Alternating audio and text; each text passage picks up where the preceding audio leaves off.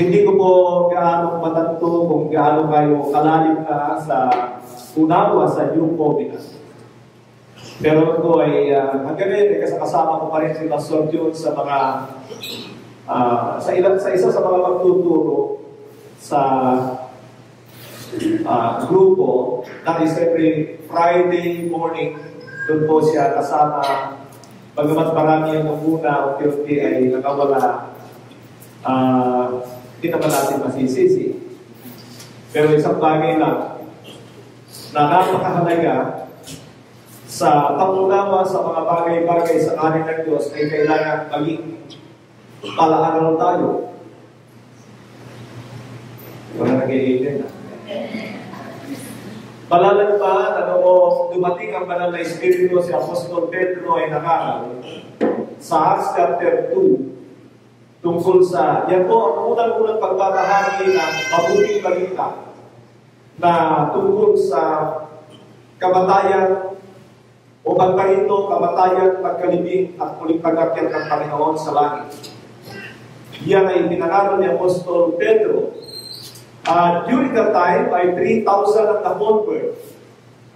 At sinabi sa Acts 2:42, and they continued the steadfast way, meaning they devoted themselves to the apostles' teaching, to the breaking of bread, to fellowship, and to prayer. Yan po ang sabi niyan. Meaning yung mga bagong convert na yun ay talagang nagsipag-aral na talagang they devoted themselves to knowing the teachings about the New Covenant, because the New Covenant has come when the Holy Spirit descended unto the believers sa loob na iglesia.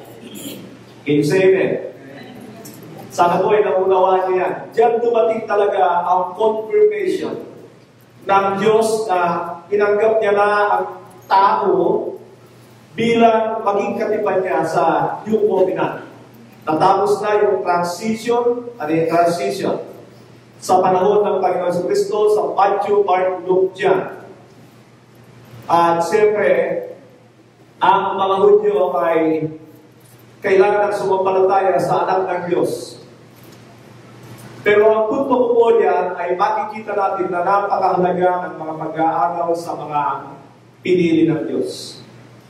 Malala niyo ba nung tawagin ng Panginoon ang mga tao? Sabi niya, come to me all of you who are tired and heavy laden, and I will give you rest.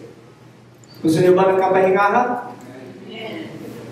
Yun ang sabi ng Panginoon, pero hindi pa tapos. Take my yoke upon you and learn from me. Mag-aral kayo sa akin. Bakit po sinasabihan ng Panginoon ang mga Hudyo ng ganito? Ay sapagkat iba po yung tinatawag na Mosaic Covenant, yung tipan kay Moises, ang mga batas doon sa panahon ni Kristo na tinatawag na New Covenant. Pero bago po ang magpatuloy, nais po pong hingin natin ang gabay ng Panginoon sa bagay ito. Let's just bow down and bless it po sa eyes. Aming Ama, nais po po na italaga ang aming mga sarili. Unang-una yung masasalamat na kami ay dinala po sa lugar na ito, pero din sa mga kapatiran sa lugar na ito na handang maunawaan ang katotohanan tungkol sa iyong pagkikipagtipan sa amin. Salamat sa buhay ni Pastor John na kinakasangkapan mo sa lugar na ito upang maabot ang mga anak mo sa aral na ito tungkol sa iyong pagkikipagtipan. Turuan niyo po kami. Naniniwala ko na kaya mo abutin ang antas ng aming kalalagayan at pananampalataya sa pamamagitan ng kapangyarihan ng iyong banal na Espiritu. Gabayan niyo po ako at ipalalim sa akin ang kailangan niyo iyong mga anak. Maraming salamat po sa pangalan ng Panginoon Jesus. Amen. Sa pagpapalagpak para sa ating katilan. Nais ko po magpasimula sa aklat ng awit. Kung meron po kayong mga Biblia, mga kapatid, bilang pagtugon sa pagnanais ng Panginoon na tayo ay maging tagapag-aral ng kanyang mga salita, ay kailangan, actually, the church is an institution for learning. Makinig kayo rito. Meron tatlong gift ang Diyos sa atin.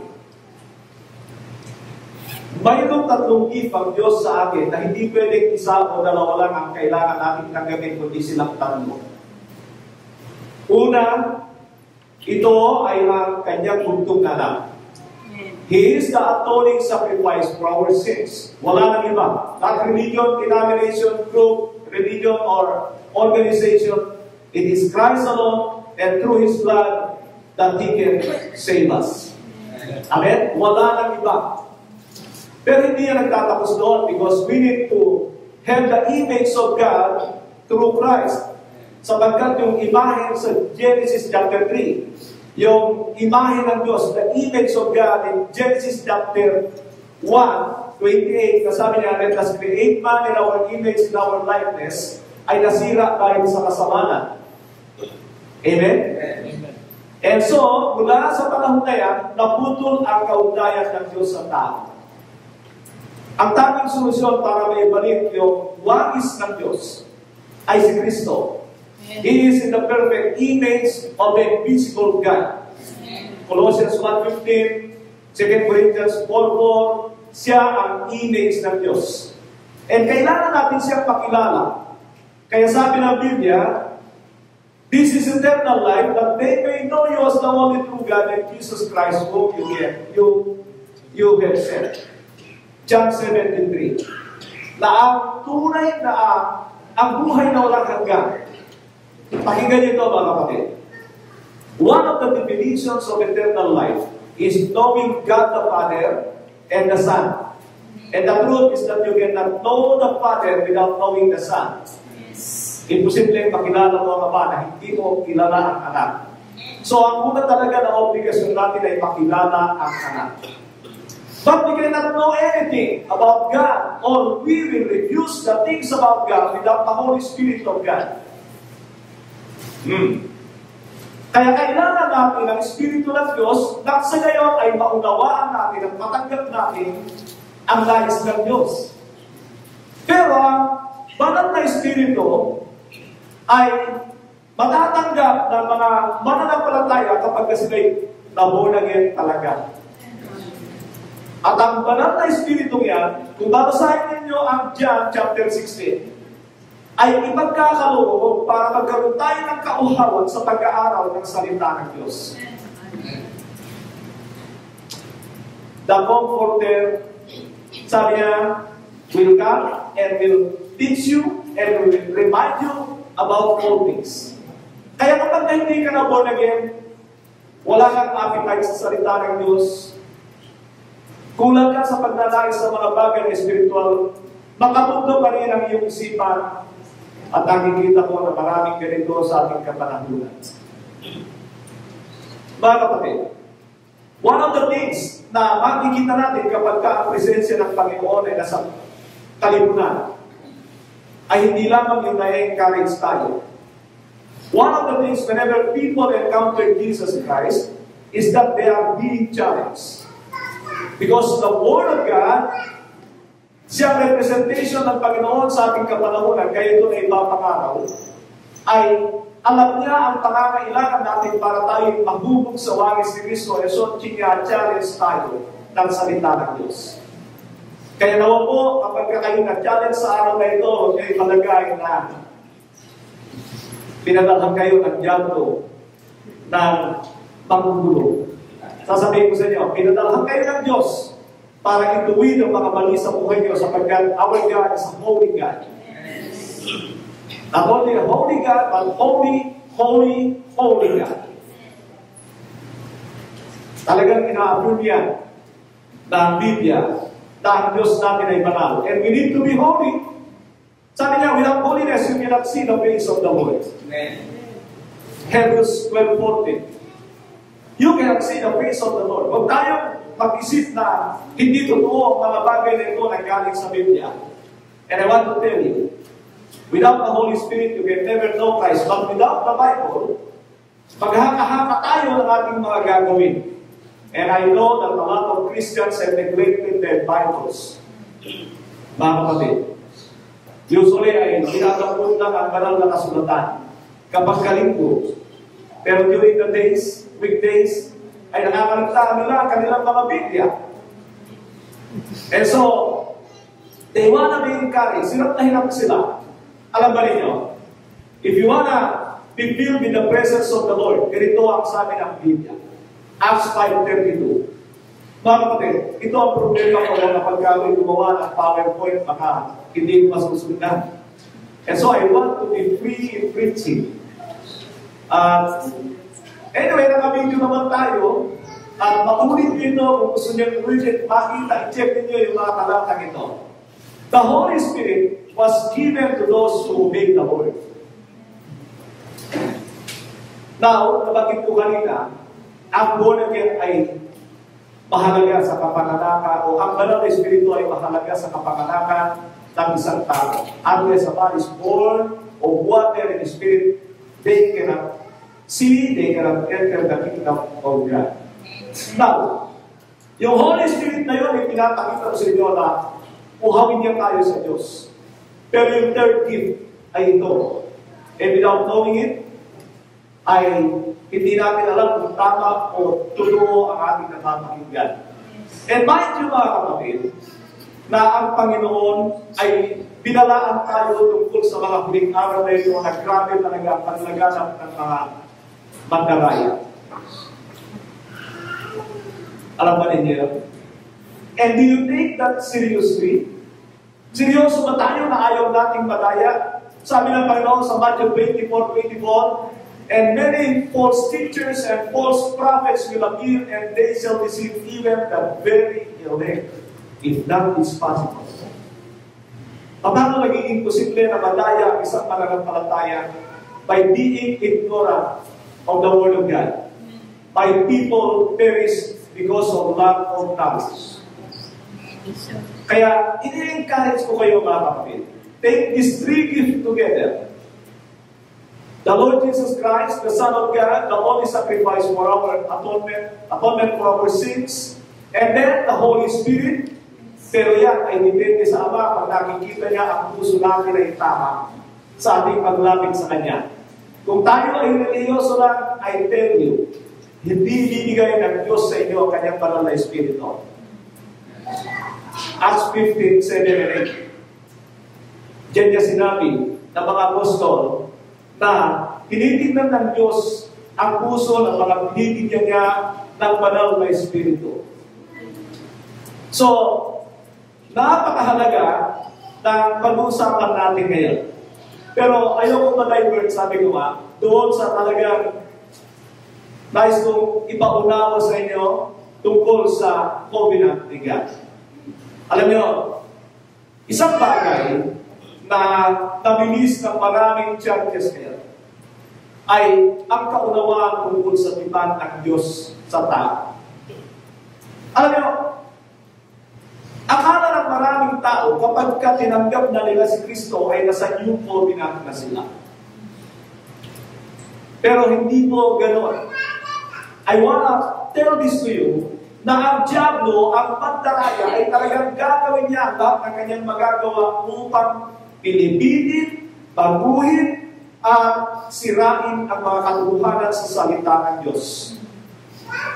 Dahil mo ba ninyo? That is the work of the devil. Kaya kapag ignorante tayo sa salita ng Diyos, ay talagang hindi siya manihirapan. Pagtatawa niya tayo. And surely, you know, the goal of the devil in your life is to destroy you. Yan ang goal ni Satanas. Papayag ba kayo? No. Alam kong sasabihin niyo sa akin, no. But, if you neglect the Bible, parang pinapahintulutan niyo na si Satanas sa buhay ninyo. Sirain po ako. You do not even think to tell that to Satan.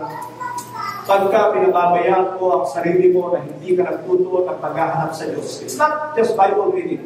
It is seeking God through His Word. Amen. Yes. Mukhang nasasaktan na kayo mga kapatid. Sabi ko nga, kung hindi kayo mag-challenge sa araw na ito, umuwi kayo na sasabihin nyo, wala po ang presensya ng Diyos. But when you are being challenged today, please take it seriously. Alam ng Diyos na sa puso ko at mukhang kinukorek niya ako. Now, dito po sa Psalm 25 verse 14 na lang po, dahil makahahaba oras ko. Sabi po niya rito, the Lord confides to those who fear Him. He makes His covenant known to them. Ulitin ko po the Lord confides in those who fear Him. He makes His covenant known to them. Actually, kung basahin mo ang verse 10, nabanggit rin yung covenant. Ipinapakita ko sa inyo na napakahalaga ang tipan sa Diyos. Without covenant, wala obligasyon ng Diyos para iligtas ka. Without covenant, wala kang karapatan na umangkin sa anumang pangako ng Diyos. Yan ang totoo sa halaga ng covenant. That's why, did you know that the Bible, yung word na covenant lamang ay binanggit ng 332 times sa NIV. 332 times. Katulad yan ang salitang kingdom sa dami halos magkapareho sila. Ang kingdom, mga kapatid, sa Old Testament ay medyo iba ang connotation. It talks about the kingdoms on earth. Kingdom of Israel. Nang dumating ang Panginoon, it talks about the two kingdoms. Kingdom of heaven, kingdom of God. Bakit gano'n? Ayaw ko i-explain sa inyo ngayon. Pero pagdating sa covenant, 332 times na binanggit ng Biblia, two-thirds of them came from the mouth of God. Came from the lips of God. Bakit? Kasi kapag may gagawin ng Diyos, ay laging nakabase sa kanyang tipan. And that is the faithfulness of God. Ang faithfulness ni God, mga kapatid, ay yung gagawin niya kung ano ang sinabi niya, hindi yung maganda ang kaganapan sa buhay mo. That's not the faithfulness of God. The faithfulness of God ay yung tutuparin niya kung ano ang sinabi niya. He is faithful to His word. Pero ang basihan ng maraming Kristiyano sa katapatan ng Diyos ay kapag maganda ang mga kaganapan sa buhay nila, ay God is faithful. No, it's not. Hindi yan. Depende sa sinabi ng Diyos. I think that is in 2 Timothy 1:13 na binanggit yung tungkol sa katapatan ng Panginoon. So, tingnan niyo ito, no? The Lord confides on those who fear Him.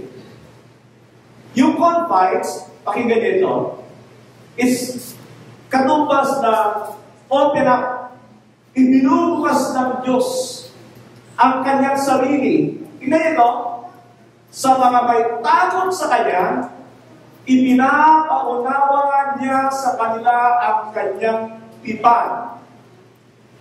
Mga kapatid, tingnan niyo ito. Sasabihin ko sa inyo, ang katotohanan ito. Ang tao na may takot sa puso sa Diyos ay alam niya kung sino. At isa sa mga magiging palatandaan, ebidensya, na ang tao ay may takot sa Diyos, ay nauunawaan niya ang iba't ng Diyos. So kung tatanungin ko kayo, unawa ba ninyo ang iba't ng Diyos? Do you know and understand the covenant of God? Mga kapatid, I do not condemn you for that. I am just giving you a challenge na kailangan ay unawain nyo ang bagay na ito na mahalaga. Na sabi niya, the Lord confides on those who fear Him. Yung totoo may takot sa Diyos. Hindi yung religyoso. Kapag may tao, akala mo talagang maka-Diyos. Pero ang totoo, ang Diyos lang ang nakakaalam sa loob natin. Tingnan niyo ito, mga kapatid. Kung titignan niyo marahil si Pablo, si Pedro, ang nakalaga, ay hindi niyo makikita sa physical appearance ng tao sa Diyos. Sapagkat ang kanilang trabaho ay physical sa labas. Lagi silang naaarawan. Ako po niyo ang pagpunto ko, na malamang ay hindi sila mapagkakamalan na may takot sa Diyos. So, ang tipan, ang unawa sa tipan ay isang palatandaan dahil isa ay may takot sa Diyos. At alam niyo, ito ang isang bagay na nais ko sabihin sa inyo. Mapalad kayo na meron kayong pastor na napapakinggan nyo yung tungkol sa tipan ng Diyos, lalo na sa New Covenant. Because a lot of churches have ignored this teaching. Ayaw na nila. Akala nila ay natutunan sila. Akala nila ay alam na nila. Akala nila ay pumasok na sila. Pero sad ko sa inyo mga kapatid, nasasabihin ko po sa inyo na hindi lahat ng nagsasalita ng mga ganyan ay totoo. There are those who speak about the covenant. Ang karugtong niyan is Christ-likeness, commands of Christ. Yan ay magkakasama lahat para ma-attain mo yung Christ-likeness. And that is in the New Covenant because that is the goal of God in your life today. Sa aklat ng Efeso 1:4-5 ay sinasabi doon na yan ang goal ng Diyos sa buhay natin. But anyway, mga kapatid, balikan po ito. The Lord confides on those who fear Him. He makes His covenant known to them. Kaya, sasabihin ko sa inyo, if covenant is being spoken in your church, mga kapatid, mapalad kayo. Mapalad kayo kung may pastor kayo na nagsasalita tungkol sa New Covenant. Sapagkat alam ba ninyo na ito'y mahalaga at ito ay tinatago ni Satanas sa maraming Kristiyano. Para hindi kayo makapag-amen. Para hindi kayo makapag-amen. Kaya sasabihin ko po sa inyo, hindi itinatago ko sa pastor yun. Marami akong pinupuntahan churches, mga kapatid. Pero bibihira akong marinig talaga yung New Covenant. Ang mahirap pa ay tinatanggihan nila. Ito ang sinasabi ng mga ilan. Tignan nyo ito. Yung mga nakakapakinig ng New Covenant, kalimitan sinasabi na, Pastor, mabigat. Pastor, mahirap. Pastor, napakataas ng standard. Kaya sa totoo lang, marami na pong nakakapakinig ng New Covenant. Makinig kayo. Andi ba kayo? Marami na pong nakakapakinig nito. Sapagat ako'y naniniwala that in these last days, nais tayong ibalik ng Diyos sa tama. Itinitignan niya kung sino talaga ang pang-interesado sa mga katotohanan. Amen? Maraming nakakapakinig. Ang kanilang sinasabi, Pastor, ang hirap. Pastor, ang taas ng standard. Pastor, ang pakabigat. Ano ngayon? Ang tanong ay, ano ngayon? Do you have a choice? Meron ka bang choice para umayaw sa tipan na inaalok ng Diyos sa atin? Akala na marami, pag nagkukumunyon na sila, this is the cup of the New Covenant in my blood, which is poured out for you, ay New Covenant na sila. Alam niyo, maging si Judas ay uminom niya. Alam ba ninyo yun? At alam ba ninyo na sabi ko nga, ang New Covenant ay mabigat para sa marami. Tandaan niyo itong sasabihin ko. Pakatandaan niyo ito. Huwag niyong kalimutan. Ang New Covenant ay imposible na magampanan ng tao. Bakit? Kung siya ay walang Espiritu ng Diyos. Hindi mo yan magagampanan without the Spirit of God. Kaya sasabihin ko, yung mga nagre-reklamo tungkol sa mataas na pamantayan ng New Covenant, sa mabigat daw na pamantayan, sa mahirap na pamantayan ng New Covenant, i-check ninyo, baka wala na yung Espiritu ng Diyos. That's the truth about it. Dahil alam ninyo, kung yung kautusan ni Moises, yung Old Covenant, the Mosaic Covenant, ay hindi nakayanan ng mga Israel. In fact, lahat ay nasa ilalim ng sumpa sa pagiging kakulangan sa kautusan. Di lalo na ang mga batas ni Kristo. Sapagkat ang mga batas ni Kristo ay napakatataas. Di ba? Ang batas ni Moises ganito, Thou shalt not kill. Sabi ni Kristo, Thou shalt not covet, or Thou shalt not look lustfully at the girl. Ang nakakalo niya doon sa batas ni Moises ay tumatabi sa babae na hindi niya asawa. Meaning, merong sexual activity. Ang batas ni Kristo, tumingin ka lang ng may mahalay na pagnanasa, nangakalundya ka na. Sabi ni Moises, huwag kayong papatay. Sabi ng Panginoon, sino magpay galing sa kanyang puso, sa kanyang kapatid ay pumapatay na. Di ang taas ng batas ni Kristo, paano mo makakayanan yan kung wala kang Espiritu ng Diyos? And so that is what God did in the New Covenant. Dito sa aklat ng Ezekiel, chapter 36, sabi ng Panginoon dito sa pamamagitan ng propeta, Ezekiel 36, beginning verse 24. He's speaking to the Israelites during that time. 24 to 27. Sabi po rito, for I will take you out of the nations. Ito yung panahon na kapag ibinalik na ng Diyos ang mga Israel sa kanilang bansa. Mga kapatid, at ito yung panahon na yun na nakikita natin ang Israel ay grabe na sinabi nga na gagawin ng Diyos na parang paraiso ang kanilang bansa. Na ngayon ay kinabubuhay sila dahil sa paulan ng kanilang bansa, samantalang sila ang kanilang mga kapaligiran.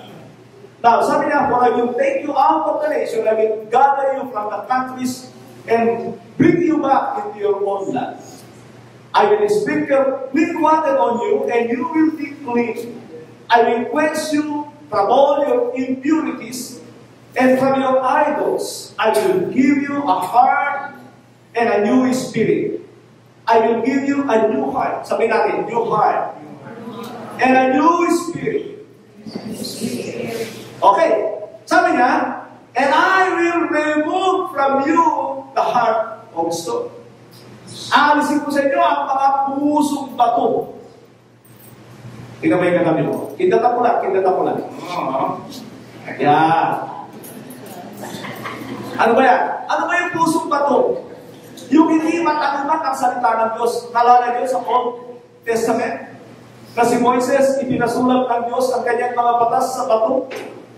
Pagkatapos, pagdating sa Ezekiel, sabi ng Diyos, alam niyo ba kung bakit hindi ko ipinasulat sa inyong mga puso ang mga salita ko, matitigas ang puso niyo kaysa sa flintstone. Pwede ba lang ganun sa Diyos?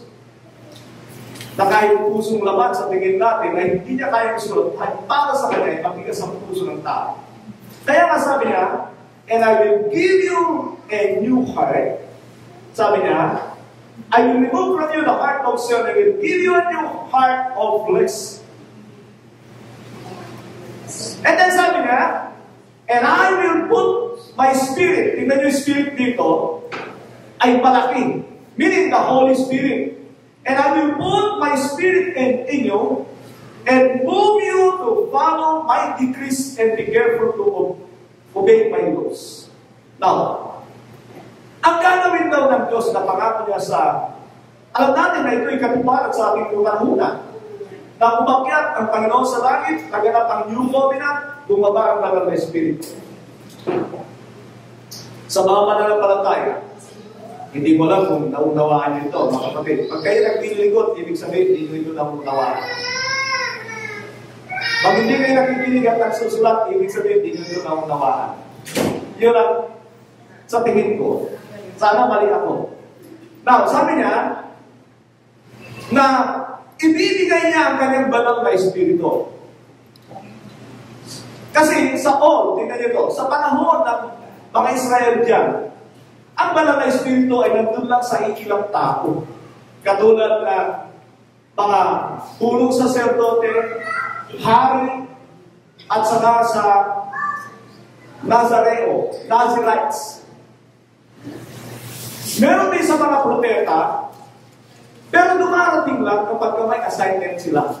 Malala niyo si Samson, na kapag may assignment sa Diyos, ay darating ang banal na espiritu, pagkatapos aalis yun.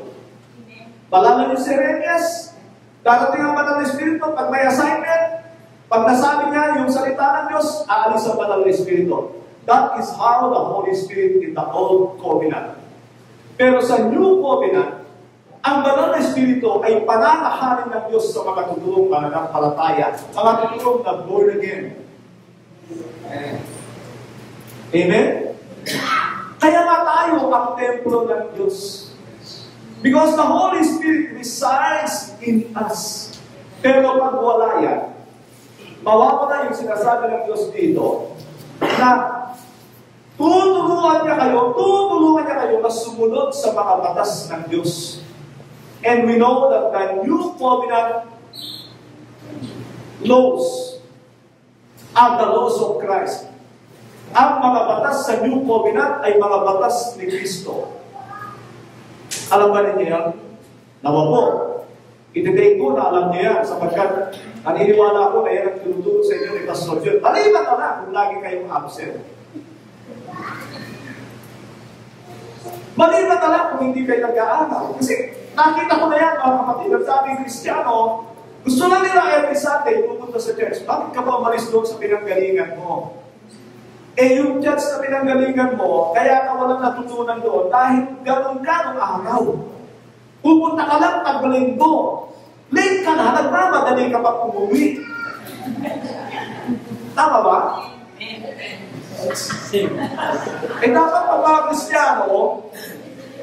Dapat pag mga Kristiyano, you devote yourself in the study of God. Dapat meron kayong panahon. May pastor kayo, ililid kayo niya, sigurado ko. Wala pa akong nakita ng pastor na tamad magturo. Kaya lang, paano naman? Pag sila gumagawa ng training, maraming magpapalista, pastor, sama ko dyan, pastor, sama ko dyan. Pangalawang, attend pa lang, pangatlo, absent kaya. Sa susunod, late lang konti. Pang-apat na meeting, wala ka naman. Naku, si pastor, talagang nadidismaya. Bakit ganito ang mga tao ang hirap mag-disciple? Kasi hindi mo nga matubuhan, walang panahon. Si pastor din naman yata nag-iis eh. Totoo ba ito? Mga kapatid, halos matanda nga ako kay Pastor Jude. 34 years na ako nagpapastor. Alam ko na ang kalakalan ng maraming churches dahil galing din ako sa iglesia na hindi mo masasabing yung covenant. Halo-halo covenant. Ano yung halo-halo covenant? Ay, nandun lahat ng mga batas ni Moises, batas ni Cristo, kung anong gusto nila, itong kunin, ito, maganda ito. I-apply natin sa atin. Ito, maganda ito, i-apply natin sa atin. Ganun ang mga katulad ng ano. But when I learned the new covenant, naku, sabi ko, bago pa na ito, hindi pa ito halo-halo covenant. Bago. Inabolis yung luma, inalis yung para sa Israel. Sabi ko, dito ako sa bago. Bakit? Kasi mas masarap daw ito eh. Mas masarap ang bagong anak. Alam niyo ba kung bakit sa himala ng Panginoon, yung unang-unang himala niya ay anak. At sabi ng mga tumingin, wow, bago ito, bakit masarap? Kasi dapat hindi masarap yun. Mas masarap dapat yung lupa. Pero nung gumawa ang Panginoon ng bagong anak, mas masarap. Kaya alam ko naman, sasabihin ng parami rito, mas masarap ang katulad ni Kristo. Tama ba ako? Sasabihin niyo naman, mas maganda kay Kristo, pero ang hangan niyo yung kay Moises. Alam niyo kung bakit? Alam niyo kung bakit? Ito sinabi ng Panginoon sa Lucas 5:39. Sabi niya, and no one after drinking the old wine wants the new, for they say, the old is better. Kung titignan niya, mga kapatid, ang Panginoon ay gumamit ng talinghaga. Ano yung talinghaga niya? Sabi niya, huwag niyo ilagay ang bagong alak sa lumang sisidlan o kaya ang lumang alak sa bagong sisidlan sapagkat parehong masisira. Ano ibig niya sabihin? Huwag niyo paghalu-haluin ang old and new covenant. Yan ang ibig sabihin na. Dahil yung old covenant, hindi naman yan para sa atin, para sa Israel yan. Ephesians 2:11. Pero sabi ng Panginoon, pagkatapos ng sabihin niya, and no one after drinking the old wine wants the new, for they say the old is better. Bakit kaya ang daming Kristiyano, alam nila na sila na sa new covenant, hindi sila masyadong interesado. Ang pinagkaka-interesa nila ay yung nasa old. Alam niyo ba kung ano yung nasa old? Yung mga nasa old, ang pangako doon, kayamanan, kaginhawaan, katagumpayan. Pangako yan sa Israel. Ang mga pangako kay Kristo ay walang hanggan. They are eternal. They are unseen. You need to have a faith in Christ, in the Word of God. Yan ang pangako kay Kristo. Kaya walang gaanong pumapatol. Lalo na kung walang pananampalataya. Yun ang totoo tungkol sa bagay na ito. Kaya ang dati, ang hanap nila na iglesia, yung nangangaman ng sino ito gusto yung mama. Amen, amen. Taas ang kamay. Woo! Hallelujah! Ganyan ang mga iglesia ngayon. Kaya mana, sino ito gustong gumaling? Sino ito gustong gumaling? Taas ang kamay. Amen, amen. Alam niyo ba, kapatid? Ang unang-unang dahilan ng pagparito ng anak ng Diyos ay kasalanan. Yun ang ugat ng problema ng tao. Yun ang inuugat ni Kristo. Naunawaan niyo po ba? Pero, pag yan ang plinin ko, ang mga pangako kay Moises sa Israel, mga kapatid, nagpapahiwatig yan na kartal ka. Kartal ka, Kristiyano. Makamundo kang Kristiyano. Ang mga pangako, Hebreos 8:6, Hebrews 8:6. Ang mga pangako ng New Covenant ay eternal promises. They are eternal. Sabi ng Hebrews 8:6. Sabi mo rito, but the ministry Jesus comparing to Mosiah, kinukumpara niya dyan. Sabi niya, has received is a superior to theirs as the covenant of which he is the mediator. Sabi niya, and is founded in better promises. Sabi natin, better promises. Better promises. Sabay-sabay. Better promises. Naniniwala ba kayo na mas mainam ang mga pangako ni Kristo kaysa sa pangako sa pamamagitan ni Moises? Naniniwala ba kayo na yan ay hindi sa mundong ito? Hebrews 11:40. These are commended for their faith. Alam naman siguro ninyo yung Hebrews 11. Yan ay tinatawag na heroes of faith. Mga pananampalataya ng mga ibang tao kasama na yung mga nasa New Covenant. These were all commended for their faith. Yet none of them received what has been promised. Wala silang natanggap na pangako pa. Sino yung mga yan? Mga namatay, mga pinagpapatay, mga tumanda, mga nawala na. Pero sila'y umaasa sa mga bagay na pangako ng Diyos. Yan ang sinasabi niya. Since God has planned something better for us, so that only together with us would they be made perfect. So, mas maganda raw yung pangako sa New Covenant. Now, dapat ay pagpunsigihan talaga natin. Mga kapatid, alam niyo maraming challenges dito sa New Covenant.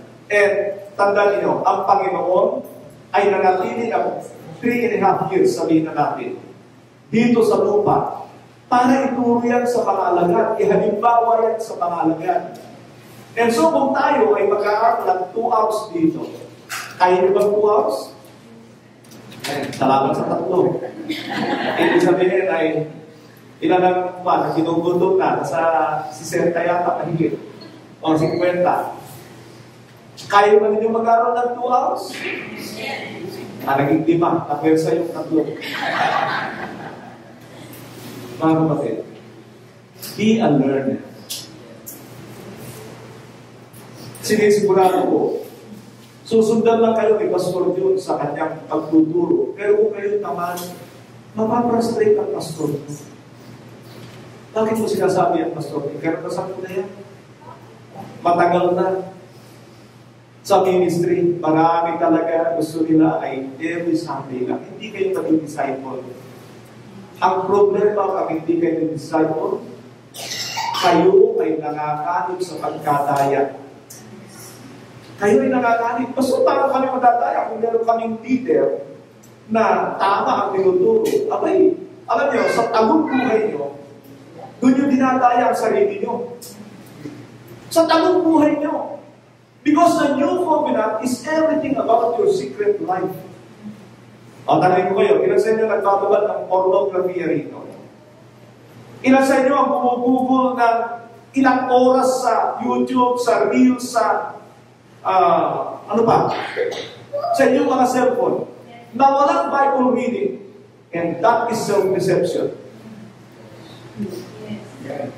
Kaya lang hindi natin kayang tanggapin yun kasi pagdaraya nga sa sarili. Hindi, feeling ko, ganito pa rin ako eh. Good pa rin ako kay Lord.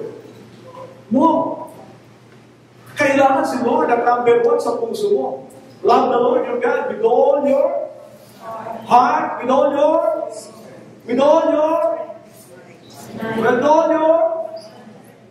strength and mind, or mind and strength. Love the Lord your God with all your heart, with all your soul, with all your mind, with all your... Wala siyang binigay ng 99% of your heart, 99% of your soul, 99%. No, it's not! 100% ang nais ni Lord. Pero yung tayo, binibigay natin ang 20%, feeling natin, okay tayo. Tandaan niyo, mga kapatid, ganyan ang buhay ng maraming Kristiyan. Bakit ito sinasabi sa inyo? Sabi nga ni Pablo, gagawin pa ninyo kung kaway dahil sinasabi ko sa inyo ang mga katotohanan. Sa totoo lang, wala akong mawala sa pagsasabi sa inyo nito. Magagalit lang kayo sa akin. Yun kung walang buwang ang salita ng Diyos sa inyong mga puso. Magagalit talaga kayo sa katotohanan. Anong ginawa ng mga tao sa Panginoon? Mga kapatid, going back to a very simple thing about the new covenant. Ang new covenant ay mabigat kung wala kang Espiritu ng Diyos. Yan yung sinasabi niya, and I will give you my Spirit to move you to obey my laws, to keep my precepts. Ang banal na Espiritu ang nag-uudyok sa loob at tumutulong sa paggawa nito. Philippians 2:13. Siya ang tumutulong sa ating we can never obey the laws of Christ without the Holy Spirit. Kaya sabi ko, imposible na patupad natin ang new covenant na hindi tayo na born again ng totoo. At ang born again na totoo sa Biblia, makinig kayo dito, dahil ito ay alam ko kakaiba sa mga turo ng maraming Kristiyan, hindi ko lang alam kung abot na kayo kay Pastor Beauty. Tingnan ito. Maraming born again. At ito yung natutunan ko, kaya alam ko. Siran ko ng salita ng Diyos. Pag may hinakuha na na-touch yung emotion, sasabihin mo, kailangan mong tanggapin ng Panginoon sa iyong puso. And then, ililid mo sa prayer niyo.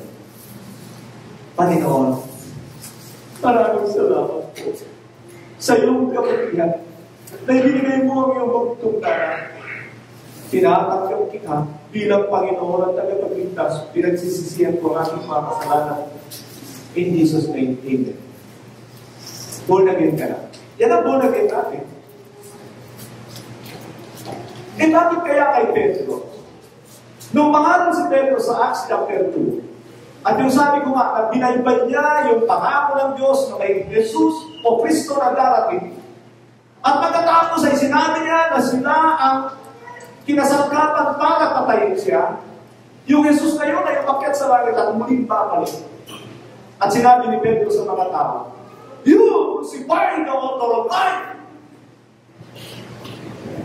Sabi ng mga tao, "You judge us." Hindi. Ang sabi ng mga tao, "Brothers, what shall we do? Brothers, what shall we do?" Kasi bakit ko sinabi yung, "You judge us"? Kasi gano'n ang mga tao yan pag natatamaan. Gusto ko sabihin sa inyo ito, pinatatamaan ka nito dahil gusto ka niyang iayos. Amen? Parang salamat sa apat.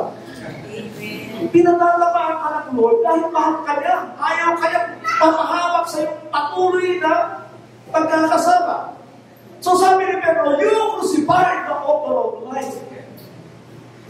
Anong ginawa nila? They were baptized. And then sabi ng 28, sabi ni Pedro, 38, ang sagot niya no, brothers, what shall we do? 38, sabi niya, Peter replied, repent and be baptized, every one of you in the name of Jesus Christ for the forgiveness of your sins, and that you may receive the gift of the Holy Spirit. Tingnan niyo ito. Ito si Pedro, puspus yan ng banal na Espiritu. A fresh from heaven. At ang sagot niya sa mga nagtatanong kung paano sila maligtas, repent and be baptized. Now, walang problema sa repentance. Alam natin yan. Pag hindi ka nagsisi ng totoo, makakahapak ka. Luke 13:3 and 5. Pero yung baptism, inaalis yan ng marami. Akala ba ninyo yung baptismo na yan? Nasabi ng Galacia 3:27, na diyan tayo nililinis ng Diyos sa panahon na yan. Actually, sinabi niya diyan, repent and be baptized for the forgiveness of your sins. Dalawa. Now, tuloy kayo sa akin. Malala niyo ba na sinabi ng Panginoon? He who believes and is baptized will be saved. Maraming picture. Ang kanilang sinasabi na lang, hindi, sumampalataya ka lang, tama na. Di ba yung nagsabi ni Pablo doon sa jailer? Tama ba ako? Sa Acts 16:31? Pero ituloy nyo. During the night, isinama ng jailer si Pablo sa kasisilas sa bahay. Nagsalita si Pablo kasama sa pamilya ng jailer. At pagkatapos ay binautismuan din sila ng gabi yun. And they had the joy, meaning the joy of the Holy Spirit in them. Mga kapatid, ang tunay na born again, makinig kayo, sa New Covenant, ay yung na born again sa water and Spirit. Tama ba? Sabi ni Christ yun. Pero during that time, wala pa talagang nangyayaring gano'n. Dahil ang banal na Espiritu ay darating lang sa Acts chapter 2. And so, makinig kayo, doon lang may mga ma-born again ng tama. Ano yung requirements para ma-born again? Believe in the gospel about the Lord Jesus Christ. Sabi natin, believe in the gospel about the Lord Jesus Christ. Repent from your sins. Sabay-sabay. Repent from your sins. Isa pa. Repent from your sins. Ay lang. Repent from your sins. Ano yung number 1? Believe in the gospel about the Lord Jesus Christ. Believe in the gospel about the Lord Jesus Christ. Number 2? Number 3? Be baptized with water. Be baptized with water. Tubig po yan. And then, receive the Holy Spirit. Now, ganito mga kapatid, ang parte natin, ganito. Pag napakinggan natin yung tunay na Ebanghelyo, dapat ay tanggapin natin. Kilalanin natin na totoo. Receive the Word of God. Or receive the gospel about the Lord Jesus Christ. Believe. Number 2, repent from your sins. Hindi mo yan pwedeng paghimalayin. Sabi ni Pedro, he who believes and is baptized. Sabi natin, he who believes and is baptized will be saved. Now, yung bautismo, maraming ginagawa ang Diyos sa panahon niya. Pag ikaw nagbabautismo. Ang isa dyan, ang bautismo na mahalaga ay tanda ng pakikipagtipan sa Diyos. Para bigyan kayo ng idea, sa Colossus 2:11-12. Colossians 2:11 and 12. Diyan ay makikita natin na yung pagtutuloy, tingnan ito, yung pagtutuloy sa lumang tipan ay pagpasok sa tipan ng Diyos ng mga Israelita. Hello? Hello? At yung bautismo natin ngayon ay pumapasok tayo sa tipan sa Diyos.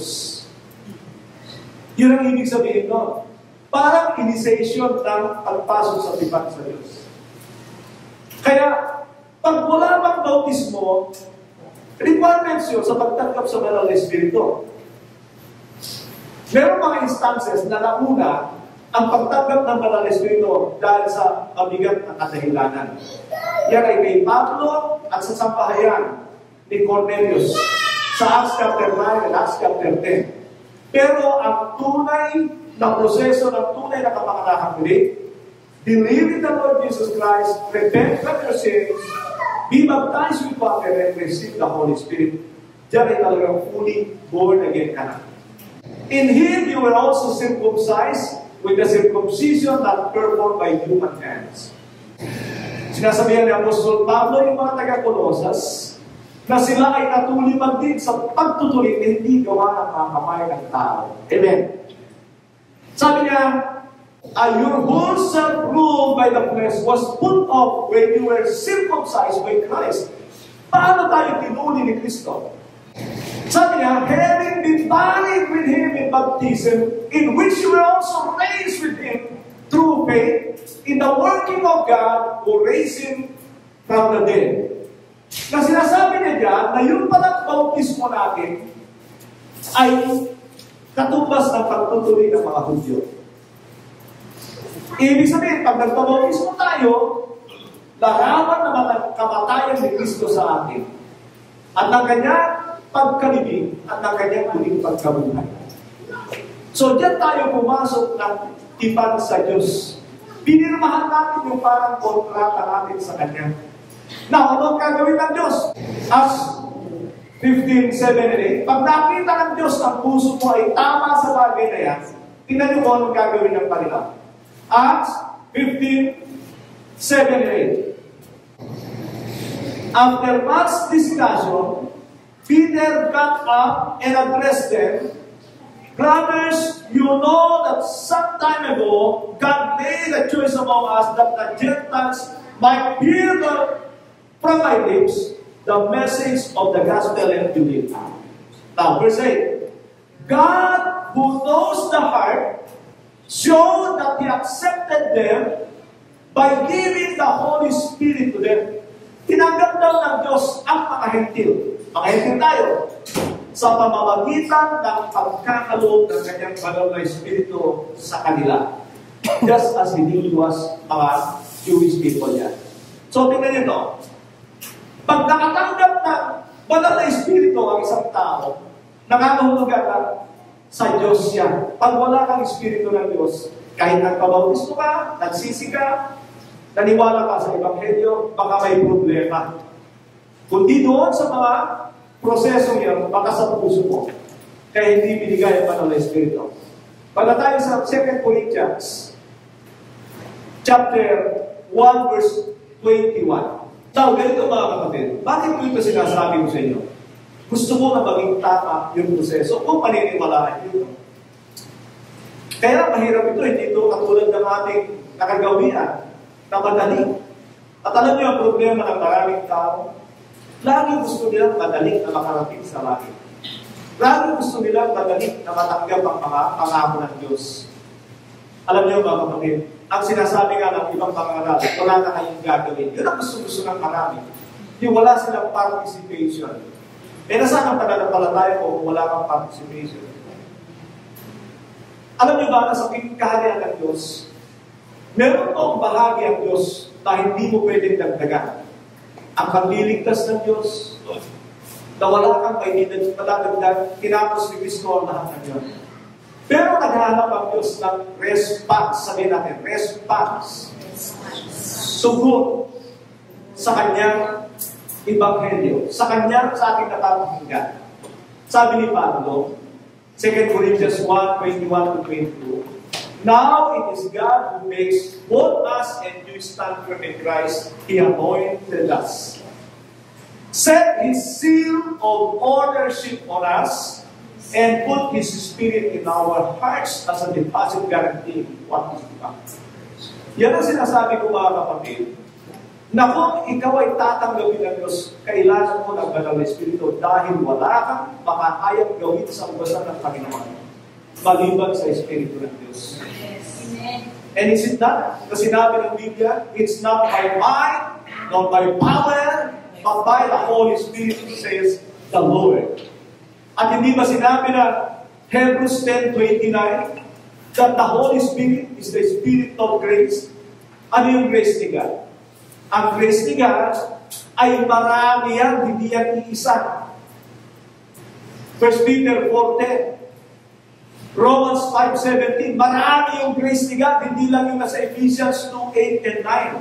Na for it is by grace you have been saved through faith in Christ. Yun ang katumbas mo ay mercy.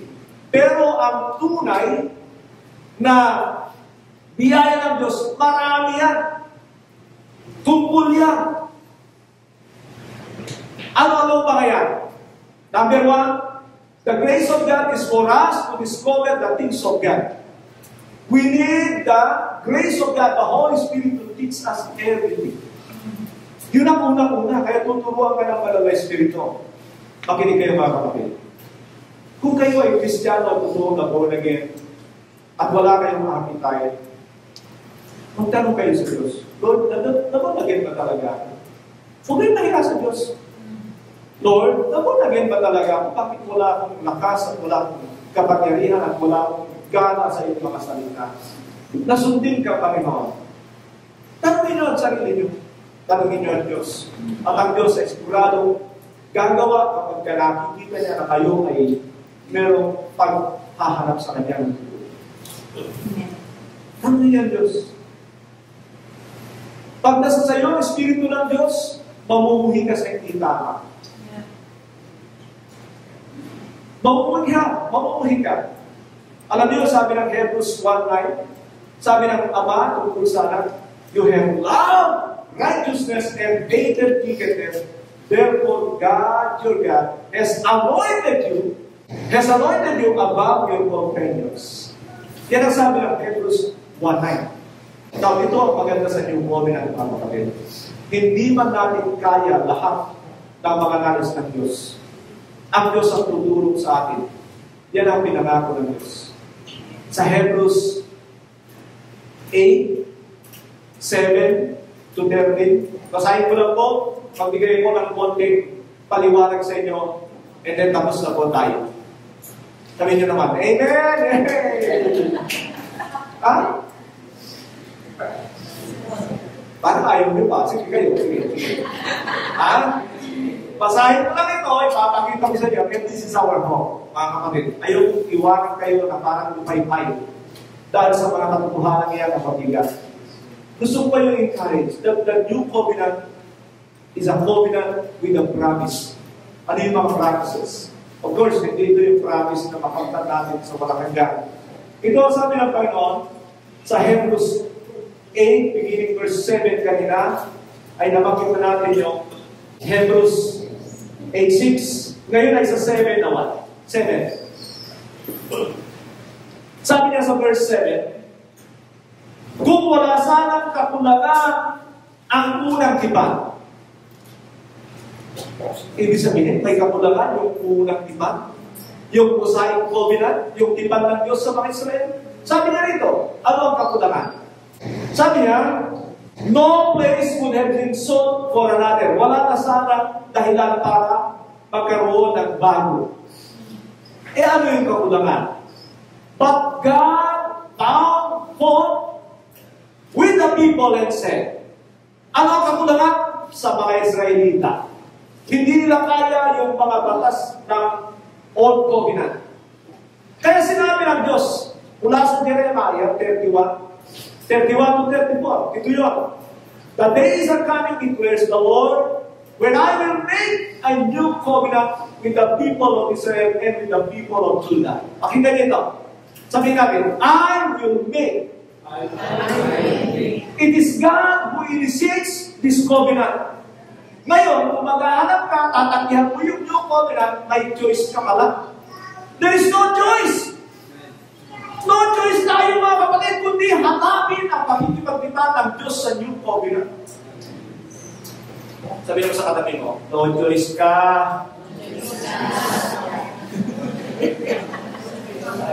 Wala kang choice. Ngayon, gusto mo tubuhan si Lord? Sige, gumawa ka ng tipan, papipahan mo kay Lord. Patay ka. Sigurado ko, you can never teach God what to do. Papatayin ka ng Diyos. Hindi yung kilala ng Diyos pag hindi mo lang kasi papatay kapag hindi ka marunong sumunod sa Kanya. Mabuti kung katulad ng Paul, pero pag ikaw ay pinatay niya sa walang hanggan, sa ikalawang kamatayan, napuyanin ka. The second then is the lake of fire. Sabi niya, sa verse, ulitin ko for if there had been nothing wrong with the first covenant, no place would have been so for another. Tandaan niyo ang pamagat ng preaching na ito, no choice tayo. Sabi natin, no choice tayo. Hindi na bigyan ng Panginoon ng pag-ibig. Kailan humingi ng payo ang Panginoon sa tao? Kailan humingi ng payo ang Panginoon sa kanyang mga lugar? No way. Bakit? Lalo na ang ating amang sa langit. He is a perfect God. But God found fault with the people and said, the days are coming, declares the Lord, where I will make a new covenant with the people of Israel and with the people of Judah. First of all, binabanggit niya yung pangako sa Israel at Judah. Pero alam natin, nakasama na tayo ngayon dahil kay Kristo. Dahil kay Kristo, because the installer of the new covenant is Christ, and Christ is the Savior of the whole world. Hindi lang yan sa Israel. Now, sabi niya rin sa verse, susunod, sabi niya, the days are coming, declares the Lord, when I will make the new covenant with the people of Israel and the people of Judah. Verse 9, it will no longer be like the covenant I made with them when I led them out of Egypt, by the hand out of Egypt. Hindi na ito katulad ng aking tipan. Meaning, iba ito kaysa doon sa Mosaic covenant. It will not be like the covenant I made with them. Bakit? Kasi sabi na nga, hindi nila nakaya yun eh. Eh ngayon, kaya ba natin yan? Mas mataas yan. Kaya sabi na, because they did not remain faithful to my covenant and I turned away from them. Mga kapatid, pakinggan ito. Pag hindi ka naging tapat sa libat ng Diyos, sabi niya rito sa Israel, inalimuran ko sila. Iniwan ko sila. Ganun kahalaga ang timbang ng Diyos. Kaya nabanggit ko sa inyo kanina, hindi pakikituwa ang Diyos sa atin without a covenant. And then sabi niya sa verse 10, this is the covenant I will establish with the people of Israel. Bakit Israel na lang? Wala na yung Judah. Tingnan niyo ang Israel ngayon. Meron ba bang kingdom? Divided kingdom? Wala na. Kingdom of Israel na lang ngayon. Wala na yung kingdom of Judah. Dahil natupad na itong sinasabi ng Panginoon. And then sabi niya, I will put my laws in their mind and write them on their hearts. I will be their God and they will be my people. Ano sinasabi ni Lord? Alam niyo sa all, talagang sabi ni Lord, i-memorize niyo ito, itali niyo ito sa inyong mga kamay, itali niyo sa mga ulo niyo, isulat niyo sa mga hamba, ganyan ang mga batas ni Moises. Pero sa New Covenant, kapag ka ang Banal na Espiritu ang magtuturo sa atin. Now, sabihin pa, tumingin kayo sa akin. Tuturuan ka ba ng Banal na Espiritu pag wala kang interes? No. Tuturuan ka lang yan kapag ka-interesado ka. Hindi namimilit ang Banal na Espiritu. This is the covenant I will make with the people of Israel at that time, declares the Lord. I will put my laws. Now, sabi ng Panginoon, siya ang magtuturo sa inyo, siya ang magpapaalala sa inyo. Sabihin natin, magpaalala. Ibig sabihin, may natutunan ka bago may ipaalala sa inyo si Lord. Yun ang ibig sabihin doon. Kailangan, inaral mo muna, nalaman mo muna, natutunan mo muna, o kaya inaunawaan mo muna, bago ipaunawa sa iyo ng Banal na Espiritu ang mga batas ni Kristo. Sabi niya, write them in their hearts. Sa puso na, I will be their God and they will be my people. No longer will they kiss their neighbor or say to one another, know the Lord, because they will all know me. Mga kapatid, ano sinasabi ng Panginoon dito? It will not be through the effort of men. Si Lord Bilangin niyo kung ilang beses sinabi ng Lord yung salita, I will, I will, I will, I will. Yan ang ating Ama. Siya ang tutulong sa atin kung willing tayo na gumawa, tumupad sa mga nais niya. Sabi mo sa katabi mo, may tutulong sa iyo. Kahit bakit hindi kayo naniniwala? May tutulong sa atin. Kung hindi tayo tutulungan ng Diyos, kaya ba natin yan? Pero sinasabi ko, imposible na kaya natin. Pero, because of the Holy Spirit, siya ang gagawa sa atin at sa pamamagitan natin. And then sabi niya, know the Lord because they will all know me from the least of them to the greatest. For I will forgive their wickedness and will remember their sins no more. Wow! Yan ang kaibahan ng New Covenant. Tingnan ito. Nagkasala ka ngayon, hindi yan tatakpan ng dugo, ng toro, ng kalkin, ng tupa. Ang gagawin ng Diyos yan, sa pamamagitan ng dugo ng kordero, kordero ng Diyos na nag-aalis sa kasalanan, napapatawad tayo. At ito pa ang patindi. Si Lord nagiging malimutin sa kasalanan ng mga nagpapakutubag na humihingi ng kapatawaran. Oh. Nakakalimutan niya, ano ba yung kasalanan mo, anak? Yan sabi niya rito, and I will remember the sins no more. Huwag mo lang ipaalala ng ipaalala. Tignan niyo yan ang New Covenant.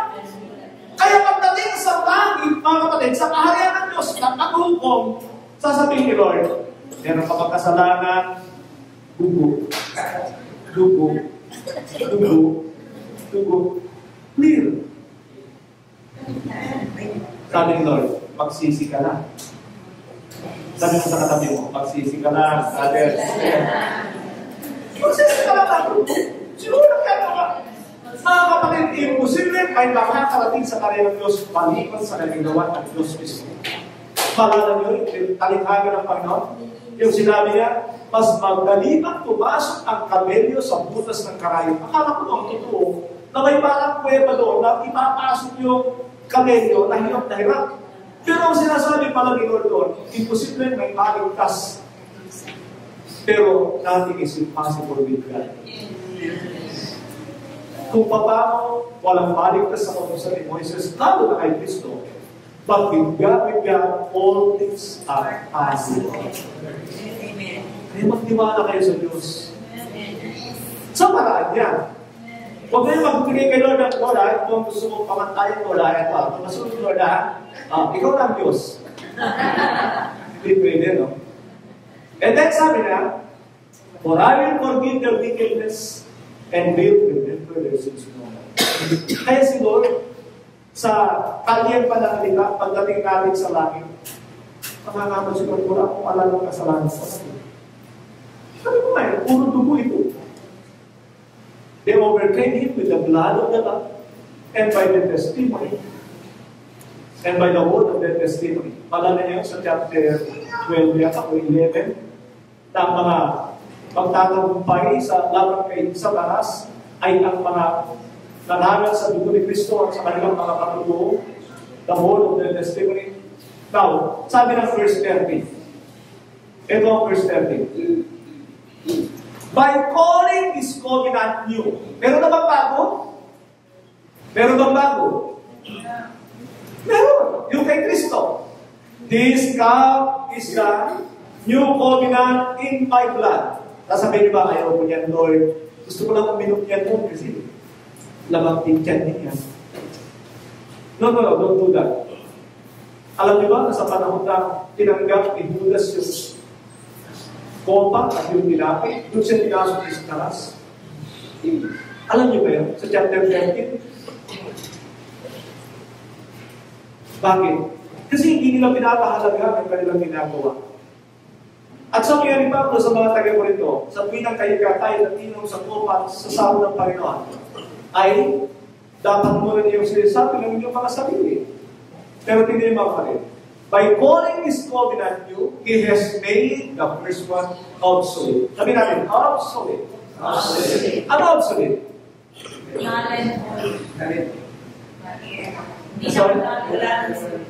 Pinawalang visa.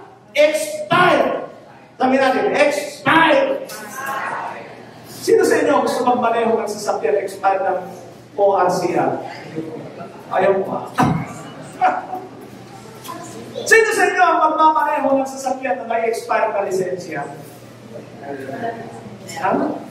Ayaw din. Sino sa inyo gusto kumain ng expired na pagkain? Sino naman sa inyo gusto gumamit ng old ng 2,000 years ago na iban? Hindi kayo makapag-amen. Dahil marami ang hinahanap yung pagpapala kay Moises, yung mga ginagawa kay Moises, yun yung sinabi ng Panginoon kay Lucas 5:39 na ayaw nila niyang bago, ang gusto nila ay yung luma dahil mas masarap daw. Pero sabi ng Lord, expired na yan. Yung old, yung kay Moises, hindi ko sinasabi ng Old Testament, ha? Ang Old Testament, maraming gamit yan. Ang tinutukoy na expired ay yung Mosaic Covenant, tipan ng Diyos sa mga Israelita. And what is obsolete and outdated will soon disappear. Bakit niya sinabi yan? Dahil sa panahon na yun, tandun pa ang tempo ng sinusulatan ng writer ng Hebrews ang mga taga-Hebreo, ang mga Hudyo. At darating ang panahon na igigiba yung tempo, tapos na ang mga paghahandog. And that becomes obsolete and disappear. Actually, obsolete na siya sa panahon ng Banal na Espiritu. Pero mag-disappear siya during the 70. Mga kapatid, ang new covenant, ang pag-asa natin, masarap yan. Unawain nyo na. Sabi mo asa katabi niya, huwag kang tama na talaga kasi. Alam nyo, pag na-miss nyo itong panahon na ito na binibigay ng Lord sa atin, naniniwala ko na yung mga kahirapan sa mga uling araw, makikigay rito, dito na ako magtatanong. Naniniwala ako na yung mga kahirapan sa mundong ito sa mga uling araw, ay pag-ibig ng Diyos para hanapin siya at tutuhanan. Alam ba niyo, pag binasa nyo ang Romans chapter 8, ay ipinaubaya ng Diyos sa kahirapan ang mundong ito upang sa gano'n ay hanapin siya ng Diyos. Ang tao ay pagkawalang matinding dinaranas na paghihirap, hindi siya magsiseryoso kay Lord. Sabi mo sa katabi mo, magseryoso ka naman. Pag hindi ka nagsiseryoso at hindi ka pinapalo ni Lord, magtanong ka na, Lord, ano ba? Dahil sabi ng Hebrews 12:6, 5:6, ang Diyos ay pinapalo niya ang kanyang mga anak. Mahal tayo ng Panginoon. Dahil niya tayo makasama sa walang hanggan. Pero hindi yung wala tayong gagawin.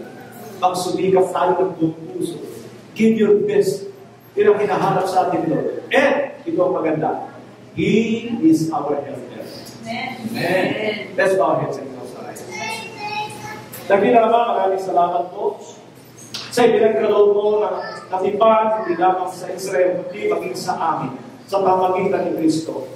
Tulungan mo kami na manalan at panalig at tanggapin ito ng Diyos sa puso. Alamin, panalig, ang mga bagay na nais mo sa pamagitan nito. At salamat sa iyo, Banal na Espiritu, na siya magtutulong sa amin at tutulong sa amin sa lahat ng bagay nito upang magpanalangin ang iyong kalooban. Tulungan niyo ang mga kapatid na ito na nandito sa iglesia ito, Panginoon. Sa pamagitan ni Pastor Jude, gilid niyo sila sa landas na sila'y magsilago sa kanilang relasyon sa iyo. Purihin ka ba? Maraming salamat po sa pagmunat nagsama sa amin sa araw na ito sa pangalan ng Panginoon Jesus. Amen. Salamat po.